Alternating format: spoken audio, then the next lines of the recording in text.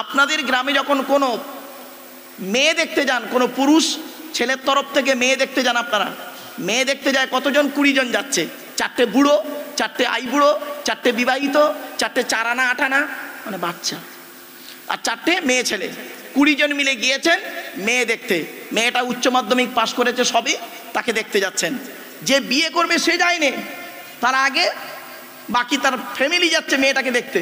যাই হোক, গেলেন। কটার সময় গিয়েছেন? গিয়েছেন তার বাড়িতে বেলা 11টার সময়। মেয়ের বাপ দেখলো 11টার সময় আসছে, নাস্তা খাওয়াতে খাওয়াতে 12টা বেজে গেছে। জোহরের আজান চলছে 12টা 10-এ। তা ফিরিয়ে দেব, ভাতটাও খাইয়ে দিই। তা ভাতও খাইয়ে দিল, তারা নাস্তাও খেলেন, ভাতও খেলেন। 20 জন ব্যক্তি বিকেলবেলা ভালো করে ফল ঢুকিয়ে নিলেন। ফল, হরেক রকমের ফল। খাওয়ার পরে চা খাচ্ছে। চা খেতে খেতে খেতে খেতে উকিল, উকিলকে আপনারা কি বলেন? ঘটক বলেন না ফটক বলেন? কোনটা? উকিল। উকিল যাই হোক, ও বেশি মিথ্যা কথা বলে। দেখবেন উকিল মানে বিয়ের যারা ওকালতি করে না, একটু মিথ্যা কথা বলে বেশি। ওদের কাজ হলো কি জানেন? লাগিয়ে দিলেই হলো আমার 5000 টাকা, পরে যা হলো হলো তোর, এটাই। উকিল আবার বলছে, শুনে নিন ভুলটা কোথায় করেছেন, কত বড় জীবনের সর্বনাশ করে এসছেন 15টা বছর আগে বা 15 বছর ধরে করছেন, এই ভুলটা করবেন না। পায়ে ধরে বলে যাচ্ছে আপনাদেরকে। উকিল বলছে মেয়ের বাপকে, ও ভাই মেয়ে নিয়ে এসো। এবার মেয়ে আসছে, 20 জন ব্যক্তি বসে আছে, 20 রকম কোয়ালিটির লোক, ঠিক না বেটি? খারাপ সেন্স নেবেন না। মেয়েটি আসছে, সবে মাত্র উচ্চ মাধ্যমিক পাশ করে এসছে। বাবা আমি এসএসসি এমএসসি ছেলে মেয়ে পড়াই, কলেজ ইউনিভার্সিটি ছেলে মেয়ে পড়াই। তো কোনো স্টুডেন্টকে যখন ইন্টারভিউ নেওয়া হয় না, সে যত ভালো স্টুডেন্ট হোক না কেন, ইন্টারভিউ দেওয়ার সময় সেইটু তার বুক কাঁপে এবং থরথর করে, ঠিক না বেঠিক? একদম স্বাভাবিক, যত ভালো স্টুডেন্ট হোক তার একটা টেনশন ফিল করতে হয় তাকে। তো এবারে ধরুন মেয়েটি আসছে, এসেই কি বলল? প্রথম মেয়েটাকে শিখিয়ে দিয়েছে, গিয়ে সালাম দিবি। মেয়েটা এসে সালাম দিল, আসসালামু আলাইকুম। মেয়েদের গলার আওয়াজ। যাই হোক, তা আপনারা যারা বসে আছেন, ওয়ালাইকুম আসসালাম। তাদের মধ্যে একজন বুড়ো লোক বলছে, বসো মা বসো। সামনে ছিল চেয়ার, মেয়েটি বসে বলল, প্রথম প্রশ্ন আপনারা করেছেন, দেখুন কোথায় ভুল করেছেন। প্রথম প্রশ্ন করেছেন, তোমার নাম কি? তো মেয়েটি ধরুন তার নাম বলল, একটা জাস্ট অন্য নাম বলে দিচ্ছি, অন্য নাম বলছি বাবা। মেয়েটি বলল মোসাম্মদ জঞ্জালি খাতুন ইত্যাদি। এবার বলা হলো তোমার বাপের নাম কি? তা মেয়েটা ধরুন বলল মোহাম্মদ চিটিংবাজ আলী মোল্লা। জাস্ট খারাপ সেন্স নেবেন না, কারণ কি জানেন? আব্দুল গফ্ফার আব্দুল জব্বার বলে একবার ফেঁসে গেছিলাম। যেই বলেছি ধরুন মেয়েটা বললো তার বাপের নাম আব্দুল গফ্ফার মোল্লা, তখন একজন গফ্ফার বলে লোক ছিল, আব্দুল গফ্ফার বলে একটা লোক ছিল, উঠে দাঁড়িয়ে বলছে, হুজুর আমার কোনো মেয়ে নেই। আমি তখন সেখান থেকে টেনশনে বলি, বাবা ও কথা না বলি একটু অন্য নাম বলে দিই। মেয়েটাকে জিজ্ঞাসা করলেন তোমার মায়ের নাম কি? তা মেয়েটা বললো আমার মায়ের নাম হিংসুটি, মোসাম্মদ হিংসুটি বিবি। হয়ে গেল। চতুর্থ নাম্বার প্রশ্ন আপনারা করেছেন, কি প্রশ্ন করেছেন? কোরআন শরীফ পড়তে পারো, ঠিক না ঠিক? তা মেয়েটা বললো হ্যাঁ পড়ো। অতগুলো লোকের সামনে তার কোরআন শরীফ পড়া শুনলেন। তারপরে কি করলেন? তারপরে বললেন হাতের লেখা লেখো অমুক তমুক করে টোরে নিয়ে তার ভালো করে পরীক্ষা টরীক্ষা করে নিয়ে এবার বলছে, মেয়েটাকে বলছেন যাও মা চলে যাও। যাওয়ার সময় 200 টাকার একটা নোট দিচ্ছেন। ছি ছি ছি ছি ছি ছি ছি। আপনি তার বাড়িতে এসেছেন 20 জন, বেলা 11টার সময়, নাস্তা করেছেন, দুপুরে খেয়েছেন, বিকালে ফল খেয়েছেন, চা পানি খেয়েছেন, কমসে কম 5,000 টাকা খরচা করেছেন। 500 টাকার নোট জুড়ল না। ওই 200 টাকা দেখেই বোঝা যায় তুমি কতটা সামাজিক আর অসামাজিক। ভালো চামড়া থাকলে, ভালো ড্রেস পরে থাকলে ভদ্রলোকের পরিচয় নয়। গাড়িতে লেখা থাকে দেখবেন আপনার ব্যবহার আপনার বল পরিচয়। কেন 500 টাকার নোট বেরোলো না? ওখানেই বোঝা যায়। যাই হোক, এ মুরব্বীরা ভালো জানে। আগেকার লোকেরা বিয়ে করতে গেলে আগে পায়ের দিকে দেখতো, কি জুতো পায়ে দিয়ে এসছে দেখতো, ওর জুতো থেকে বোঝা যাবে ওর আভিজাত্যটা কতটা। যাই হোক, এখনো সেটা নেই। চলুন, তো এবারে মেয়েটাকে বললেন, চলে গেল, হয়ে গেল কমপ্লিট। এবারে মেয়ের তরফ থেকে ছেলের বাড়ি গিয়েছেন। ছেলের বাড়িতে গিয়ে কি করেছেন? মেয়ের বাম্মারা কি করেছেন শুনুন। মেয়ের বাম্মারা গিয়েছে ছেলের বাড়ি, গিয়ে কি করেছেন? প্রথমে ছেলের বাড়ি থেকে একটু চা খেয়েছেন। কেন? ছেলের বাপের নষ্ট হয়ে যাবে টাকা পয়সা যদি বিয়ে ভেঙে যায়। বিকেলবেলা গেছে, চা খেয়েছে, চাটা খেয়ে ছেলেকে প্রশ্ন করছে, কি বাবা তোমার নাম কি? তোমার বাপের নাম কি? তোমরা ক ভাই? তুমি কি করো? ঠিক না বেঠিক? একবারও জিজ্ঞাসা করেছেন? একবারও যে এই মুরব্বীরা যারা দেখাশোনা গেছেন, কবরে ঢোকো, আদা রসুন বেটে দেওয়া হবে, আল্লাহ বলবে একবার প্রশ্ন করেছিস? একবারও প্রশ্ন করেছেন? বাবা কোরআন শরীফ পড়তে পারো? গোসলের ফরজ জানো? গোসলের ফরজ কটা? অজুর ফরজ কটা? নাপাক থেকে পাক হতে হয় কিভাবে জানো? একবারও প্রশ্ন করেননি। আচ্ছা, এটা না করার ফলে কি ক্ষতি হয়েছে? সমাজে একটা বিশাল বড় ক্ষতি হয়ে গেছে। মেয়ের বাপের ধারণা জন্মে গেছে আমার মেয়ে কোরআন শরীফ না পড়ালে বিয়েই হবে না। আর ছেলের বাপের ধারণা জন্মে গেছে আমার ছেলের যদি একটা জলকত থাকে আর সাপুর জিতে দুটো ফেলার থাকে, এমনিতেই কোরআন পড়ুক আর যাই পড়ুক আমার ছেলের বিয়ে হয়ে যাবে। ঠিক না বেঠিক? খারাপ সেন্স নেবেন না। এজন্য আপনাদের পায়ে ধরে বলে যাচ্ছি, আপনাদের মসজিদের যোগ্য ইমাম তার কাছে বসে মুরব্বীদের বলে যাচ্ছি, অনুরোধ করে বলে যাচ্ছি, 1 বছর বাকি আগামী বছর জলসা দেওয়ার সময় যেন অনুরোধ করে আপনাদের বলে যাচ্ছি, আমারে দাওয়াত দিতে হবে না বাপ, অন্য ব্যক্তিকে আনলেও খবরটা নেবেন। অনুরোধ করে বলে যাচ্ছি, আগামী বছরে 1 বছরের মধ্যে যেন আপনারা নিয়ত করুন এখানে বসে যে আমরা 1 বছরের মধ্যে কোরআন শরীফ পড়া শিখে ফেলবো ইনশাআল্লাহ। বলতে পারবেন না? এরাম বুকের পাটা নেই, এ পাটা বুকের মধ্যে নেই, কিন্তু এই পাটাটা আছে, এই পাটাটা আছে। বাপ এক বাপে যদি জন্ম হয়ে যায়, তোর বাড়ি যাবো না, তোর বাড়ি খাবো না, ঠিক না বেটি?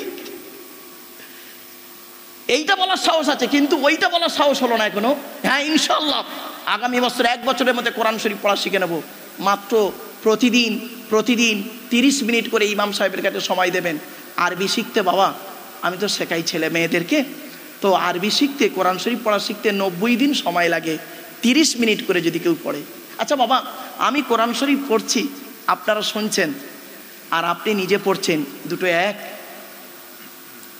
রাস্তার ধারে একটা বিরিয়ানি হোটেল রয়েছে, হোটেলের সামনে একটা ভালো লাল কাপড় দিয়ে একটা হাঁড়ি ঘেরা আছে, একটা হাঁড়িকে লাল কাপড় দিয়ে ঘেরা আছে, লেখা আছে হাজি বিরিয়ানি, হাজি বিরিয়ানি। খুব সেন্ট বেরোচ্ছে। এইটা বেশি আনন্দ না হোটেলের ভিতরে ঢুকে 1 প্লেট বিরিয়ানি নিয়ে খাওয়াটা আনন্দ? বলুন বলুন। খাওয়াটা আনন্দ। কত সহজে বুঝলেন? তা আব্দুল্লাহ আকিল মারুফ কোরআন পড়ছে, এর থেকে বেশি আনন্দ পাবেন। আপনি শুনছেন আনন্দ পাচ্ছেন ঠিকই, এর থেকে বেশি আনন্দ পাবেন যখন আপনি নিজে কোরআন পড়তে শিখবেন। আমার বাপেরা, আল্লাহ নবী বলেছেন মান করা আল কোরআন হারফান ফালাহু আশরু হাসানা, যে ব্যক্তি কোরআন থেকে একটা অক্ষর পড়লো আল্লাহ পাক নামায় আমল নামায় 10টা নেকি লিখে দেবে। এবার আসছি কোরআনের পরিচয়টা কি, যেহেতু কোরআনের কথা বলছে কোরআনের পরিচয়টা বলি। কোরআনের পরিচয় হলো, এ কোরআন আল্লাহ তরফ থেকে জিবরাইলের মাধ্যমে হযরত মুহাম্মদ সাল্লাল্লাহু আলাইহি ওয়াসাল্লামের উপরে আরবের মক্কা নগরের নিকটবর্তী একটি গোয়াটির নাম হলো হেরা। হেরা নামক গোয়াতে 610 খ্রিস্টাব্দে 1 ফেব্রুয়ারি সোমবার, কত বললাম? 1 ফেব্রুয়ারি সোমবার, কত খ্রিস্টাব্দ? 610। আজকের কত খ্রিস্টাব্দ চলছে? 2024 খ্রিস্টাব্দে। আজকের কত তারিখ বাবা? সেপ্টেম্বরের 3 তারিখ। মাইনাস প্লাস করুন, করলেই পেয়ে যাবেন।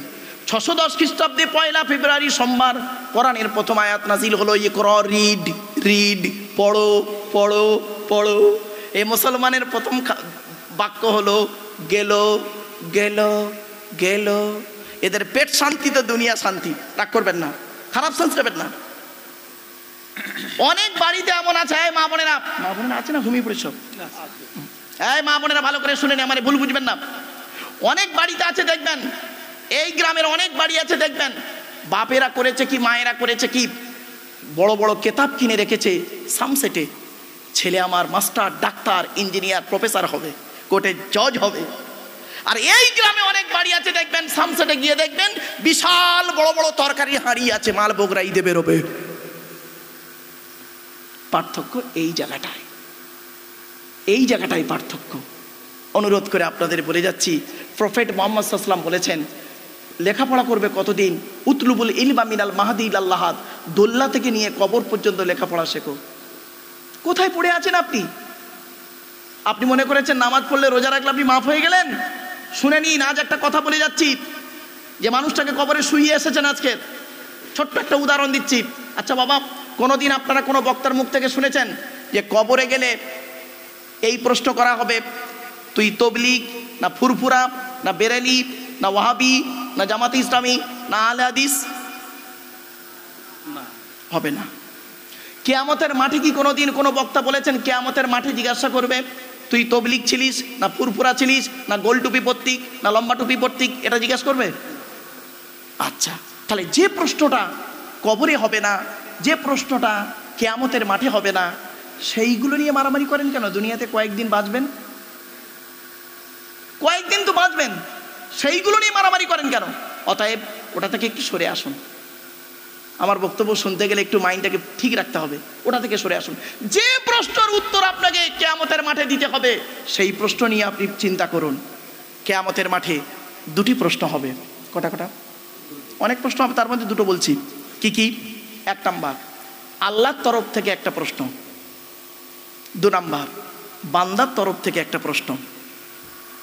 আল্লাহর তরফের প্রশ্নে আপনারা সকলে পাশ করে যাবেন, আমরা পাশ করে যাব কম বেশি ঠেলে ঠুলে গ্রস দিয়ে। কিরকম? উদাহরণটা দিই। আল্লাহ বলবেন, এই তুই নামাজ পড়েছিলিস, কত বছর পৃথিবীতে বেঁচেছিলিস? তা আমি বলবো, একটা উদাহরণ দিই, আল্লাহ পৃথিবীর দিন রাত্রির গণনাতে 70 বছর বেঁচেছিলাম। কত? 70 বছর বেঁচেছিলাম। তা 70 বছরই নামাজ পড়েছিলিস? তখন আমি বলবো কি? আপনি বলবেন কি? আল্লাহ 40 বছর বয়স পর্যন্ত ঈদ বকরা ঈদ ছাড়া কিছু পড়িনি। বাস্তব, খারাপ সেন্স নেবেন না, ঈদ বকরা ঈদ ছাড়া কিছু পড়িনি। আর 40 বছর বয়সের পরে হঠাৎ মোটর সাইকেলে একটু অ্যাক্সিডেন্ট হলো, ঠ্যাংটা ভেঙে গেল, সেই দিন থেকে আর মসজিদ থেকে বেরোইনি মরণ পর্যন্ত, মানে বাকি 30 বছর হরদম নামাজ পড়েছি। তা আল্লাহ বলবেন 40 বছরের বয়সের পর থেকে 30 বছর নামাজ পড়েছিস, ঠিক আছে, এই যে 40 বছরে ঈদ বকরা ঈদ ছাড়া তুই যে নামাজ পড়লি না, 15 বছর বয়স থেকে তোর নামাজ ফরজ হয়েছিল, জাস্ট একটা উদাহরণ, 15 বছর বয়স থেকে তোর নামাজ ফরজ হলো, এই 25 বছর যে নামাজ পড়লি না, এর কৈফিয়ত কি হবে বল? তা আমি কি বলবো জানেন? আল্লাহ আপনি তো কোরআনে বলেছেন লা তাকনাতু মির রাহমাতিল্লাহ ইন্নাল্লাহা ইয়াগফিরুয যুনুবা জামিয়া ইন্নাহু হুয়াল গফুরুর রহিম। আল্লাহ আপনি তো বলেছেন যে আমার রহমত থেকে তোরা নিরাশ হয়ে যাস না, আমার নাম গফুরুর রহিম, তোরা আমার কাছে ক্ষমা প্রার্থনা কর, আমি আল্লাহ তোদের জীবনের গোনাগুলো মাফ করে দেবো। আল্লাহ আপনি তো গফুরুর রহিম, বিগত 25 বছরের নামাজটাকে আপনি মাফ করে দিন। আল্লাহ আপনি নিজেই তো বলেছেন, এই কোরআনে তো আপনি বলেছেন ইন্নাল্লাহা লা ইয়াগফিরু আন ইউশরাকা বিহি ওয়া ইয়াগফিরু মা দুনা যালিকা লিমান ইয়াশা। আল্লাহ বলছেন কোরআনে, নিশ্চয়ই যারা শিরক করবে তাদের গোনা আমি আল্লাহ মাফ করব না, বাকি অন্যের গোনা ইচ্ছা করলে আমি আল্লাহ মাফ করলেও করতে পারি। ও তখন বলবো আল্লাহ আমি তো আপনার সঙ্গে কাউকে শরিক করিনি, তবে বিভিন্ন কারণে নামাজটা পড়তে পারিনি, দয়া করে আমাকে মাফ করে দিন না আল্লাহ। আল্লাহ ইচ্ছা করলে, আল্লাহ যদি চায় গফুরুর রহিম, সেই দিন মাফ করে দিলেও দিতে পারেন। ক্লিয়ার? সেম রোজাটাও হবে, রোজাটা। এবার আসছি, এটা আল্লাহর তরফের প্রশ্ন। তো আল্লাহর তরফের যত প্রশ্ন হবে মোটামুটি আল্লাহ ইচ্ছা করলে আমাদের মাফ করে দিতে পারেন। আসছি আলোচনা এই জায়গাটায়, কি বান্দার তরফের প্রশ্ন। হুকুকুল্লাহ, হুকুকুল ইবাদ, আল্লাহর হক, বান্দার হক। আল্লাহর হক আপনি আদায় করেছেন, নামাজ পড়েছেন, দাঁড়িয়ে রেখেছেন, অনেক কিছু করেছেন, কিন্তু বান্দার হক আপনি আদায় করেননি, আপনাকে কিয়ামতের মাঠে জাহান্নাম ছাড়া কোনো রাস্তা হবে না, এটা মনে রাখবেন। বান্দার হকগুলো কি? চলুন আজকে আপনারা বাড়ি যাবেন, টেনশন নেওয়ার প্রয়োজন নেই। বাড়িতে গিয়ে বালিশে মাথা রেখে একটা প্রশ্নের উত্তর খুঁজে বের করবেন। সকালবেলা যদি উত্তরটা 100% সঠিক পেয়ে যান, উত্তরটা সঠিক যদি পান, বুক চাপড়ে বলবেন ইনশাআল্লাহ কিয়ামতের মাঠে আল্লাহ আমাকে জান্নাতে দেবে। কি প্রশ্নের উত্তর? কি প্রশ্ন? শুনে নিন, বলবো বাবা প্রশ্নটা কি। একটাই প্রশ্নের উত্তর খুঁজবেন কালকে সকালে, আজকে রাতে শুয়ে শুয়ে বালিশে মাথা রেখে। এই মা বোনেরা শুনে নিন, প্রশ্নটা হলো আমি কি ভালো? কি বললাম? আমি কি ভালো? এইটুকুর উত্তর খুঁজবেন। অনুরোধ করে আপনাদের বলে যাচ্ছি বাপ, আমি কি ভালো? মান আরাফা নাফসাহু ফাকাদ আরাফা রাব্বাহু, যে তার নিজের নফসকে চিনতে পেরেছে সে তার রব আল্লাহকে চিনতে পেরেছে। জোরে বলুন সুবহানাল্লাহ। আগে আপনি নিজেকে চিনতে শিখুন, আগে নিজেকে চিনতে শিখুন। চলুন একজন পুরুষকে পুরুষকে 10 রকমের প্রশ্ন হবে, 10 দিকের। কদিক 10 দিকের প্রশ্নের জন্য আপনারা প্রস্তুতি হন, এখন থেকে ঠিক হন। কিয়ামতের মাঠে 10 দিকের প্রশ্নের উত্তর দিতে পারবেন কিনা আপনি এখান থেকে চিন্তা করুন। 1 নাম্বার প্রশ্ন হবে কি? প্রথম প্রশ্ন হলো, আল্লাহ কিয়ামতের মাঠে বলবে, এ বান্দা, এ আব্দুল্লাহ গিল মারুফ বান্দা, আদমের সন্তান, এই পৃথিবীতে তুই স্বামী হিসাবে কতটা পারফেক্ট ছিলিস? কি জোরে বলুন, স্বামী হিসাবে কতটা পারফেক্ট? স্বামী হিসাবে চলুন একটু ব্যাখ্যা করে দিই। আল্লাহর নবী বলেছেন কোন পুরুষ যদি কোনো নারীকে অর্থের লোভে বিবাহ করে, ওই অর্থ আল্লাহ পাক ওর নেই করে দেবে। নবী বলেছেন কোন পুরুষ যদি কোনো নারীকে রূপের লোভে বিবাহ করে, ওই রূপ আল্লাহ ওর বেশি দিন রাখবে না। বুদ্ধিমান পুরুষ হলো সেই যে নাকি আল্লাহকে খুশি করার জন্য, নবীর সুন্নতকে আদায় করার জন্য নিঃস্বার্থভাবে একটা মেয়েকে বিবাহ করবে, সুখের দিনে সুখটা ভোগ করবে, দুঃখের দিনে দুঃখটা সহ্য করে আল্লাহর ইবাদত করে কবরে চলে যাবে, কিয়ামতের মাঠে আল্লাহ জান্নাতুল ফেরদাউস নসিব করে দেবে। আর আপনি আমি কি করেছি? চলুন এবার একটু খুলে বলি। আপনাদের এলাকায় একটু স্লাক ল্যাঙ্গুয়েজ ইউজ করে ফেলছি, খারাপ সেন্স নেবেন না। আপনাদের এলাকায় পাঁঠা বিক্রি হয়? বল পাঁঠা হয়? পাঁঠা বিক্রি হয় কি? খাসি বিক্রি হয়? হ্যাঁ, ওই পাঁঠা ওই খাসির কথা বলিনি। 2 পায়ে পাঁঠা 2 পায়ে খাসি। ছেলের বাপের কবর কেনার জায়গা কম পড়েছে, মেয়ের বাপের কাছ থেকে নেয় বিয়ের পণ। যে ছেলেটা মাধ্যমিক পাশ করলো, নিরুপমার করুণ গল্পটা গল্পগুচ্ছ কাহিনী, রবীন্দ্রনাথের লেখা দেনা পাওনা গল্প পড়ার পরে সে ছেলে যদি বলে মাধ্যমিকে স্টার পেয়েছি, আমার সার্টিফিকেটের দাম হলো 50,000 টাকা, ইয়াম্মা গাড়ি, 5 ভরি সোনা, তবে একটা গরিবের মেয়েকে বিবাহ করব। আমি আব্দুল্লাহ গিল মারুফ বলে যাচ্ছি, ওই মাধ্যমিকে স্টার পাওয়া ছেলেটার থেকে যে ছেলেটা 4 পাস করে বাড়িতে বসে থাকে, 4 পাস করা ছেলেটা মাধ্যমিকে স্টার পাওয়া ছেলের থেকে ভালো। ঠিক না বেঠিক? বাড়ি থেকে ভাববেন। চলুন, 1 নাম্বার, স্বামী হিসাবে আপনি কতটা ভালো? স্বামী হিসাবে কতটা ভালো? নবীজি বললেন, নবীজির কাছে একজন ব্যক্তি এসে বললেন, শুনে নিন, অসুবিধা হচ্ছে না আপনাদের? নবীজির কাছে একজন ব্যক্তি এসে বলেছিলেন, হে নবী, আমাদের এলাকায় একজন খুব ভালো মানুষ আছে। নবীজি বললেন, কি করে বুঝলে ভালো মানুষ? বলছে, লোকটার গালে দাড়ি আছে, মাথায় পাগড়ি আছে, লোকটি নামাজ পড়ে, রমজান মাসে রোজা রাখে। নবীজি বললেন, এই কটা থাকলেই ভালো লোক? এই কটা জিনিস থাকলেই ভালো লোক? লোকটি তখন ঘাবড়ে গেলেন। নবীজি বললেন, শোনো, কাউকে ভালো সার্টিফিকেট দিতে গেলে 3টে জিনিস দেখবেন। আজ আপনাদের বলে যাচ্ছি বাবা, পরিষ্কার হয়ে যাবেন। 3টে জিনিস দেখবেন, তারপরে তার ভালো সার্টিফিকেট দেবেন। কি? 1 নাম্বার, নবী বললেন, ওই লোকটার সঙ্গে টাকা পয়সার লেনদেন করবে। টাকা পয়সা এমন জিনিস মহব্বত বাড়ায় আর মহব্বত চটায়। 2 নাম্বার, ওই লোকটা কত ভালো খারাপ, ওই লোকটার সঙ্গে কয়েকদিন তোমরা সফর করবে। সফর। আমি আব্দুল্লাহ গিল মারুফ, আমারে দেখে আপনাদের মনে হচ্ছে একজন ফেরেশতা মার্কা মানুষ, তাই না? দেখে মনে হচ্ছে খুব ভালো ভালো কথা বলছি। আমার আসল চরিত্র বুঝতে পারবেন কোথায় জানেন? আমার সাথে যারা থাকে, আমার ড্রাইভারকে জিজ্ঞেস করবেন, আমার সাথে যে লোকটা থাকে ওকে জিজ্ঞেস করবেন আমি কি জিনিস, ওই বলে দেবে কি জিনিস। বুঝতে পারছেন? বাড়ি থেকে ভাববেন। 3 নাম্বার বলা হলো, কাউকে ভালো সার্টিফিকেট দিতে গেলে দেখবে 2 ঠোঁটের মাঝখানে 2 রানের বীজখানে ওর ঠিক আছে কিনা দেখবে, আর ওর স্ত্রীর সঙ্গে কেমন আচরণ করেছে এটা খবর নেবে। তখন ব্যক্তিটি জিজ্ঞাসা করলেন, হে নবী, স্ত্রীর কথা এখানে এলো কেন? নবীজি বললেন, শোনো, আখিরি জামানায় দেখতে পাবে স্বামীরা বাইরের যত ঝালগুলো এনে স্ত্রী পরের মেয়ে তার ঘাড়ে ঢালবে। কি বুঝলেন? আল্লাহ নবীর হাদিস, আমার কথা নয়। নবীজি বলেছেন, ওই সমস্ত স্বামীদের প্রতি আল্লাহর গজব, ওই সমস্ত স্বামীদের প্রতি আল্লাহর গজব যে সমস্ত স্বামীরা তার স্ত্রীর পিতামাতার গালিগালাজ করে। কার বললাম? আরে ভাই বলুন না, এটা কথা বলুন না। স্ত্রীর পিতামাতা মানে কে? শ্বশুর শাশুড়ি। এখানে তো বসে আছেন ফেরেস্তার মতো, দেখলে মনে হবে ফেরেস্তা, গালে দাড়ি, মাথায় টুপি, বয়সটা পেকে, দাড়িটা পেকে গেছে, বয়সটা বুড়ো হয়ে গেছে, মনে করছেন খুব ভালো মানুষ, হজ করে এসছেন। কিন্তু যখন 30 বছর বয়স হলো, এক ছেলের বাপ হয়েছিলেন, তখন স্ত্রী একটা ভুল করেছিল, তাকে যে এত গালাগালি করেছেন, তাকে গালাগালি করে স্বাদ মেটেনি। তার মরা মাটাকেও কবর থেকে তুলে এনেছিলেন, তার মরা বাপটাকেও কবর থেকে তুলে এনেছিলেন। একটু ভুল করেছিল, তাকে মেরে হাতটা ভেঙে দিয়েছেন। তার কাছে ক্ষমা চাওয়া তো দূরের কথা, তার পুত্র উপরে অকথ্য অত্যাচার করে গেছেন। স্বামী হিসাবে আপনি কতটা পারফেক্ট।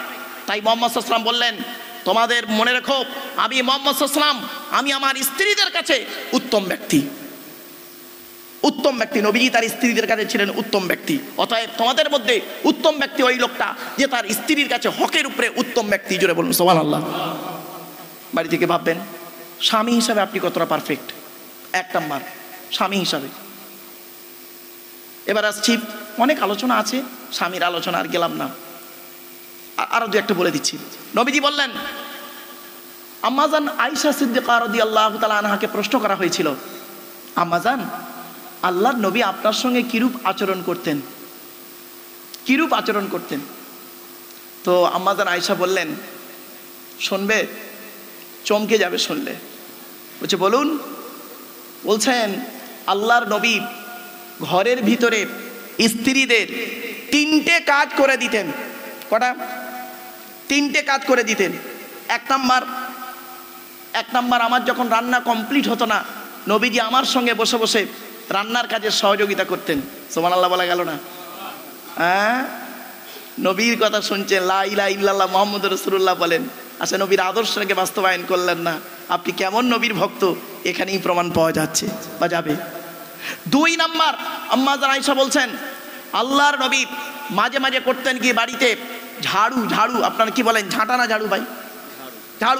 ঝাড়ুখানা নিয়ে নবীজি ঘর বারান্দা নিজে হাতে মাঝে মাঝে ঝাড়ু দিয়ে দিতেন। জোরে বলুন সুবহানাল্লাহ।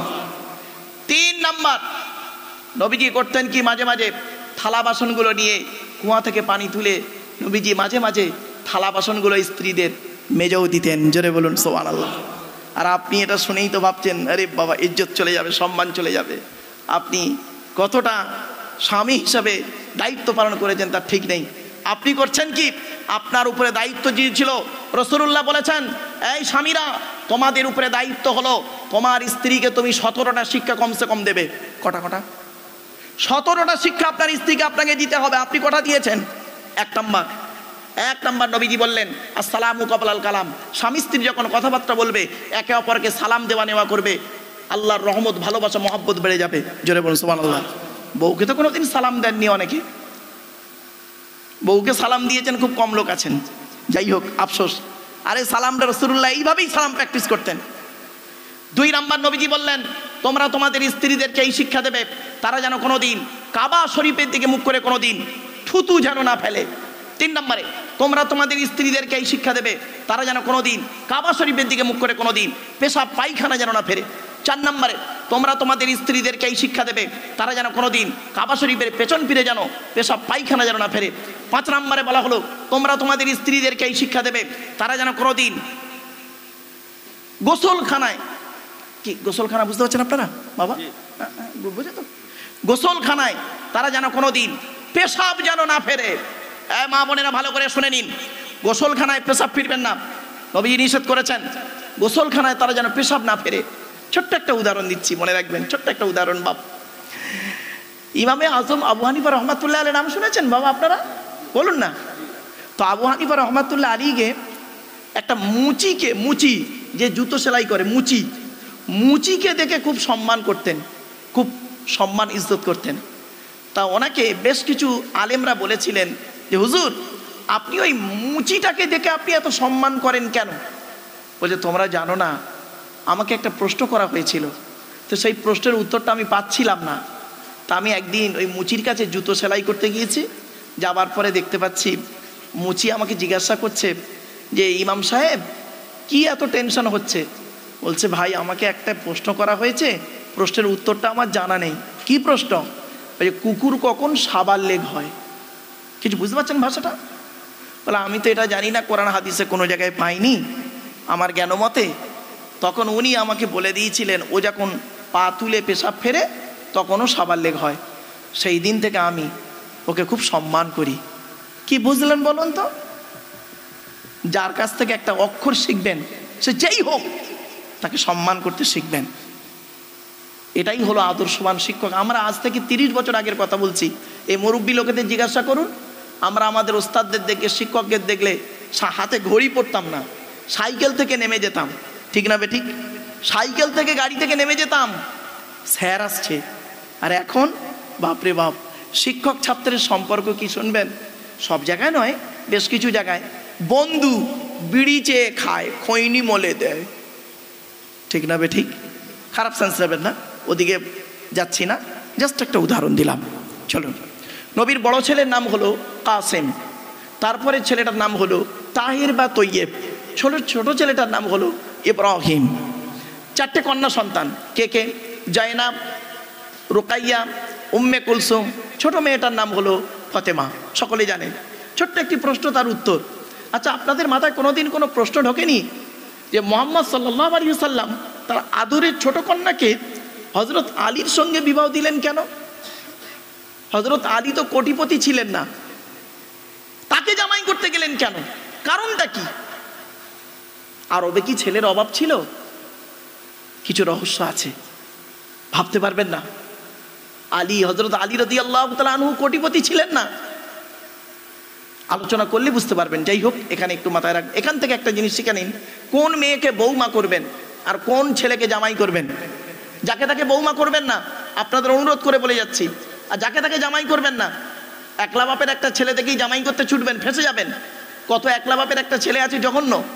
সব একলা বাপের একটা ছেলে ভালো নয়। কোন ছেলেকে জামাই করবেন? যে ছেলের মধ্যে দুটো গুণ পাবেন।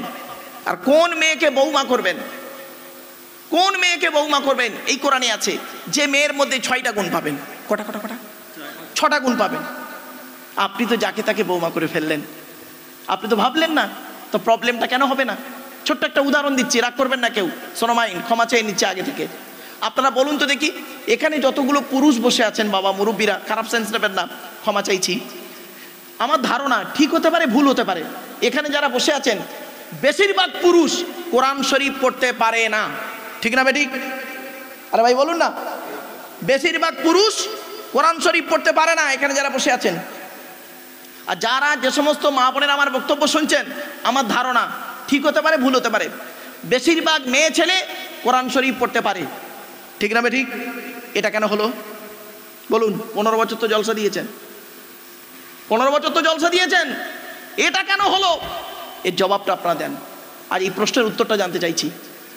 15 বছর জলসা দিচ্ছেন আপনারা, বেশিরভাগ পুরুষ কোরআন পড়তে পারে না আর বেশিরভাগ নারী কোরআন পড়তে পারে। প্রবলেমটা কোথায় হয়েছে জানেন? বলবো, রাগ করবেন না তো? কারণ এই কথা যদি আমি না বলি, কিয়ামতের মাঠে আল্লাহ আমার জবানটাকে টেনে ছেড়ে নেবে। যারা কোরআন পড়তে পারেন না এখনো পর্যন্ত 5 জন দায়ী। 5 জন দায়ী। 1 নাম্বার, যিনি পড়তে নিজে পারেন না তিনি নিজে দায়ী। 2 নাম্বার, তার জন্মদাতা বাপ দায়ী। 3 নাম্বার, তার গর্ভধারিণী মা দায়ী। 4 নাম্বার, তার শ্বশুর দায়ী। 5 নাম্বার, তার শাশুড়ি দায়ী। চলুন এবার একটু খুলে বলে দিই।